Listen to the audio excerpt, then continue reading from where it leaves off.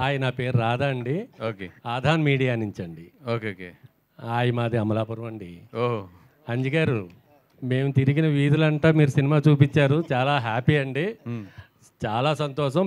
అమలాపురంలో ఎక్కువ మోహన్ ఆర్కెస్ట్రా పెడతారు. ఏదైనా ప్రోగ్రామ్ మన నవరాత్రులు జరుగుతుంటే ఆ కోణంలో పెట్టారేమో అనుకున్నాను నేను. ఓకే. ఓకే. ఓకే. ఎక్కువ మోహన్ ఆర్కెస్ట్రాని తీసుకెళ్ళి అక్కడ పాటలు పాడిస్తారు. ఓకే. ఓకే. ముందుగా హాయ్ అనే సినిమా మన గోదావరి జిల్లాలో తీసినందుకు వాసు గారికి కూడా కంగ్రాచులేషన్స్. ఓకే. గోవాలో తీసిన సినిమా అయినా అట్టర్ ఫ్లాప్ అవ్వచ్చు, కానీ గోదావరి పరిసరాల్లో తీసిన సినిమా ఫ్లాప్ అవ్వదు. ఇది చాలా గోదావరిలో చాలా మంది ఉన్నట్టున్నారు. దాని గురించి మీరు ఏమంటారు? అసలు గోదావరి పరిసర ప్రాంతాల్లో తీసిన సినిమా భీమవరంలో నుంచి కానీ అక్కడ వెటకారం అదంతా. లాస్ట్ టైం ఒక సినిమా ప్రభాస్ గారిది ఏదో చాలా తక్కువ ఆడిన సినిమా. అప్పుడు మా వాడు అంటాడు భీమవరంలో ఒకడు, ఒరే ఆయన తీసుకెళ్ళి మొగల్తూరు కాలగట్ట అంటే తీసుకెళ్ళి నరసాపురం ట్రైన్ ఎక్కిస్తే సూపర్ హిట్ అయిపోతారు సినిమా, అక్కడ దాకా ఎందుకు తీసుకెళ్ళారా అన్నాడు. అంటే సినిమా ప్యాషను మన ఏరియాలో ఎక్కువ ఉంటుందండి. ఇద్దరు ఫ్రెండ్స్ కలిస్తే టీ తాగుతూ మాట్లాడుకోరు, సినిమా చూస్తూ మాట్లాడుకుంటారు. అలా ఈ అనే సబ్జెక్ట్ని గోదావరి జిల్లాలో ఆ నీళ్ళ ట్యాంకులు ఎన్ని ఖర్చు పెట్టారు, ఎలా తీశారు, ఆ టైంలో మేము కూడా అక్కడే ఉన్నాము. దాని గురించి చెప్పండి. అంటే జనరల్లీ నేను పుట్టి పెరిగిందంతా కూడా పాలకొల్లు. ఆ సరౌండింగ్స్ మొత్తం మా ఫాదర్ది కోకోనట్ బిజినెస్, కొబ్బరికాయ వ్యాపారం. సో ఆ సరౌండింగ్స్ అంతా కూడా బాగా పట్టున్న ఏరియా నాకు. అంటే ఎప్పుడు కూడా నేను అక్కడ అంటే నాకు జనరల్లీ మంత్కి అట్లీస్ట్ ఒక 10 days అన్నట్టు సైడ్ ఉంటాను. ఎప్పుడు నేను అక్కడ ట్రావెల్ చేస్తున్నా కూడా ఒక కళ్ళుకి ఒక తెలియని ఒక ఆనందం ఉంటుంది ఈస్ట్ వెస్ట్ గోదావరిలో ట్రావెల్ చేసేటప్పుడు. ఆ పచ్చదనం కానీ అక్కడ ఉండే కాలువలు కానీ ఇవన్నీ కూడా ఎప్పుడు నా మైండ్లో తిరుగుతూ ఉండేది. నిజంగా దీన్ని కేరళలో ఎప్పుడు కూడా మలయాళం సినిమాలు చూసినప్పుడు కేరళ వాళ్ళు చాలా బ్యూటిఫుల్గా చిత్రీకరిస్తారని, అంతకన్నా అందం ఇక్కడ మన దగ్గర ఉంది, ఎప్పుడన్నా చూపించాలి ఛాన్స్ దొరికినప్పుడు అనుకున్నా. ఛాన్స్ దొరికింది, చూపించేసాం అంతే. అండ్ వర్షం అంటారా, కరెక్ట్గా యాక్చువల్లీ ఏంటంటే అందరూ వర్షాలప్పుడు షూటింగ్ చేయరు, జనరల్లీ ఆగుతారు. ఈ సినిమాకి ఏంటంటే వర్షాలు వచ్చినప్పుడే షూటింగ్ చేద్దాం అనుకున్నాం. కాకపోతే ఏంటంటే ఇక్కడ కథ ఇవన్నీ మీకు గెదార్స్ గురించి తెలియదే ఉంది. ఆ రుబ్బి కొంచెం బయట తీసుకొచ్చినప్పటికి వర్షాలు వెళ్ళిపోయినాయి, ఎండాకాలం వచ్చేసింది, శీతాకాలం వెళ్ళిపోయింది, ఎండాకాలం వచ్చేసింది. సో మళ్ళీ వర్షాలు క్రియేట్ చేయాలి. అందుకని చెప్పి మబ్బు సూర్యుని కవర్ చేసినప్పుడే షార్ట్లు తీసాడు చాలా వరకు, ఎందుకంటే ఆ లైటింగ్ మ్యాచ్ అవ్వాలి కాబట్టి. అదేవిధంగా జనరల్గా ఏంటంటే ఈరోజు ఉన్న బిగ్గెస్ట్ కంఫర్ట్ ఏంటంటే సీజీలో రెయిన్ వేయటం. నేను అడిగింది అంటే అట్లా వద్దు ఒరిజినల్ రెయిన్లోనే షూట్ చేద్దామని చెప్పి ఆ సన్నని మబ్బు కవర్ చేసినప్పుడే షార్ట్ తీశారు. అండ్ ఒరిజినల్ రెయిన్సే మొత్తం మోటార్స్ అన్నీ కొని దాని సెటప్ అంతా కొని ఇంచుమించు బ్యాక్గ్రౌండ్లో 1 kilometer రోడ్డు తడిపేవారు. అండ్ ఇంచుమించు చుట్టుపక్కల ఉన్న మట్టి గిట్టి అంతా ఇంక్లూడింగ్ ఎక్కడైనా షూట్ చేస్తే, ఎందుకంటే వర్షం కురిసినప్పుడు మొత్తం కూడా తడిగానే ఉంటుంది అంతా కూడా. ఆ తడంతా వీళ్ళు షార్ట్కి ముందు ప్రిపేర్ చేసుకోవడం, ఆ ఎండాకాలం కదా అది ఎండిపోయింది ఫట్టుని, మళ్ళీ షార్ట్ అంటే మళ్ళీ క్రియేట్ చేయడం. అరవింద్ గారు ఏంటంటే యూనిట్ అమలాపురం వెళ్ళింది, రావట్లేదేంటి అంటే చివరికి వర్షాకాలం అయిపోయి వచ్చారు వీళ్ళు. అది ఒరిజినల్గా అయితే అయ్యింది. బట్ సినిమాలు సెకండ్ హాఫ్ చూసినప్పుడు ఏంటంటే కొంచెం మరీ రెయిన్ ఎక్కువ అయిపోయింది అన్న ఫీలింగ్తో కొంచెం యాక్చువల్ కొన్ని సీన్స్ తగ్గించుకున్నాం, రెయిన్లో ఉన్న సీన్స్. ఎందుకంటే లేదంటే మీకు ఏమవుతుందంటే థియేటర్లో ఎప్పుడైతే ఆ డిటిఎస్లో కానీ ఇట్లో కానీ ఆ రెయిన్ సౌండ్ అలా వెళ్తున్నప్పుడు ఒక ఇయర్కి ఒక 1/2 hour 45 minutes తర్వాత తెలియని ఒక అన్కంఫర్ట్ స్టార్ట్ అవుతుంది. అది ముందే ఊహించి కొన్ని తగ్గించుకున్నాం. యాక్చువల్లీ షూట్ చేసిందైతే కనుక రెయిన్ వెర్షన్ మొత్తం ఒకటి ఉంటుంది. వాసు ద పాల్కల్ బాయ్స్ కమన్. గోదావరి జిల్లాలో పుట్టిన వ్యక్తిగా మీకు గోదావరి జిల్లాలో పుట్టిన దర్శకుడు కథ చెప్తే ఆటోమేటిక్గా మనకి కనెక్ట్ అయిపోద్ది, బాగా ఈజీగా కనెక్ట్ అయిపోద్ది, అంటే ఆ ప్రాంతం సంబంధించి కాబట్టి. సో ఇది ఈ ప్రాంతం కాకుండా మిగతా ప్రాంతాలు కూడా బాగా నచ్చుతుంది అనే అంశంతో ఏ అంశం నచ్చి మీరు ఈ సినిమా కథ యాక్సెప్ట్ చేశారంటే? ఫస్ట్ ఆఫ్ ఆల్ సురేష్ గారు, మీరు ఇంత ఫార్మల్గా ఇంత నీట్ క్వశ్చన్స్ అడిగితే మీకంటూ ఒక ఇమేజ్ ఉంది జనాల్లో, దయించి దాన్ని పాడు చేయకండి. మీ మీద మాకు ఒక ఎక్స్పెక్టేషన్స్ ఉన్నాయి. నెక్స్ట్ వస్తా. ఇప్పుడు ఇందాక ఎవరో నాకు చెప్తున్నారు లోపలికి వచ్చినప్పుడు, ఏమండి సురేష్ గారిని పిలిస్తే ఛాంబర్లో మీకు ఫోన్లు వస్తాయని చెప్పి, ఫోన్ తర్వాత పబ్లిసిటీ వస్తుంది, ముందు రమ్మని చెప్పాను నేను. థ్యాంక్ యూ పిలిచి.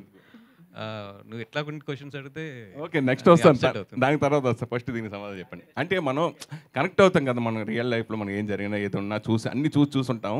అది చెప్పేటికి అంతలా 1.5 సేపు నవ్వి మళ్ళీ గ్యాప్ ఇచ్చి మళ్ళీ చేసే సినిమా చేసే, అందుకోసం అడిగా. సురేష్ గారు, ఇప్పుడు నేను పుట్టినప్పుడు వచ్చారు మీరు ఇండస్ట్రీకి. మీరు సంతోషం మ్యాగజైన్ స్టార్ట్ చేసినప్పుడు నేను స్కూల్కి వెళ్తూ ఉండేవాడిని అక్కడ. ఉమ్. గీత ఆర్ట్స్లో కథ లేకుండా ఓన్లీ కామెడీ మీద తీసిన నేను ఎంత చెప్తే మాత్రం మీరు నమ్మేస్తారు. అది అరవింద్ గారు ఒప్పుకుంటాడు ఫస్ట్ అయినా. అసలు ఒప్పుకోరు. దీంట్లో అంటే మేము ఇంకా రివీల్ చేయలేదు, ఫర్దర్గా రివీల్ చేయబోయేది అంటే వినోద్ కుమార్ గారు. ఓకే, అది సర్ప్రైజ్ ఫ్యాక్టర్. అది వినోద్ కుమార్ గారు ఒక ఫాదర్ క్యారెక్టర్ చేశారు ఈ సినిమాలోని.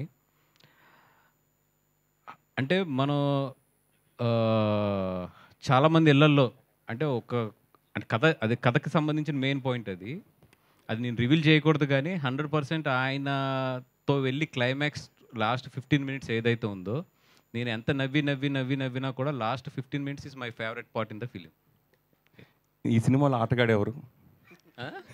ఆటగాడు, ఈ సినిమాలో ఆటగాడు ఒకడు ఉన్నాడు. నువ్వు అడగవలసింది ఈ సినిమా బయట ఆటగాడు ఎవడని అడగలదు. బయట ఆటగాళ్ళు ఇప్పుడు రోజు టీవీలో అన్నింటిలో చూస్తున్నాం బాగా, రోజు అదే న్యూస్ మొత్తం అంతా. మీరు రియల్గా మా దాంట్లో ఆటగాడు అంటే తెలియదు, మరి నేను లేను ఎక్కువ లొకేషన్లో అక్కడ.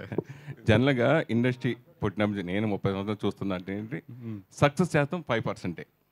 నిజంగా అప్పుడు సీడీలు వచ్చేసి అని, లేదంటే పైరసీ జరిగిపోయిందని, ఇలా ఏదో ప్రాబ్లం వస్తూనే ఉంది. మన ప్రతి కొన్నాళ్ళు 5 yearsకి వస్తూనే ఉంది, ప్రాబ్లమ్స్ వస్తూనే ఉన్నాయి. పైరసీ కానీ సీడీలు వచ్చేసి రకరకాలుగా ప్రాబ్లమ్స్ ఫేస్ చేస్తూనే సార్. ఇప్పుడు ఓటీటీ వచ్చింది, ఓటీటీ వాళ్ళు బెనిఫిట్ పొందుతున్నారు. ఇదివరకు శాటిలైట్ బెనిఫిట్ పొందారు, ఇప్పుడు ఓటీటీ బెనిఫిట్ పొందారు. అయితే సక్సెస్ శాతం మొత్తం ఓన్లీ 5%. ఓ బ్లాక్ బస్టర్ ఒకటే ఉంటుంది, లేకపోతే 2 ఉంటుంది, కానీ అంత మించి రావు. అలాగే 10 సంవత్సరం ఒక్కో సినిమా వస్తుంది. అలాగే ఈ సంవత్సరం కల్కి మొత్తం పాత థియేటర్లు కూడా మొత్తం ఓపెన్ చేసి ఆ సైడ్ దుమ్ము దులిపి కలెక్షన్స్ చేసింది. అలాగే కంటెంట్ ఉన్న సినిమా మారా సినిమా డబ్బింగ్ సినిమా కలెక్ట్ చేసింది. అట్లాగే భారతీయ సినిమా యావరేజ్ అయినా ఫస్ట్ ఓపెనింగ్ వరకు తీసుకుని మళ్ళీ ఆగిపోయింది. సో ఇది కామన్గా జరుగుతూ ఉంటుంది. ఇందాక మీరు చెప్పారు కదా, ఇంకా అయిపోయింది, కొన్ని థియేటర్లు మూసుకోవాల్సింది. ఎందుకు ఆ మాట అనాల్సి వచ్చింది? సక్సెస్ అయితే ఇప్పుడు ఒకేలా ఉంది కదా, ఎందుకు అది మళ్ళీ ఇప్పుడు వరుసగా ఇప్పుడు ఈ చిన్న సినిమా కూడా బ్లాక్ బస్టర్ చాలా సినిమాలు ఉన్నాయి. ఇదే కల్కి ఒక 3 years బ్యాక్ వచ్చి ఉంటే కనుక ఇప్పుడు మనం ఏ నెంబర్స్ చూస్తున్నామో దీనికి డబల్ నెంబర్స్ చూసేవాళ్ళం. అంటే నెంబర్స్ అనేది మనకు తెలుసు ఇప్పుడు ఎట్లా ఉన్నాయి ఏంది అనేది.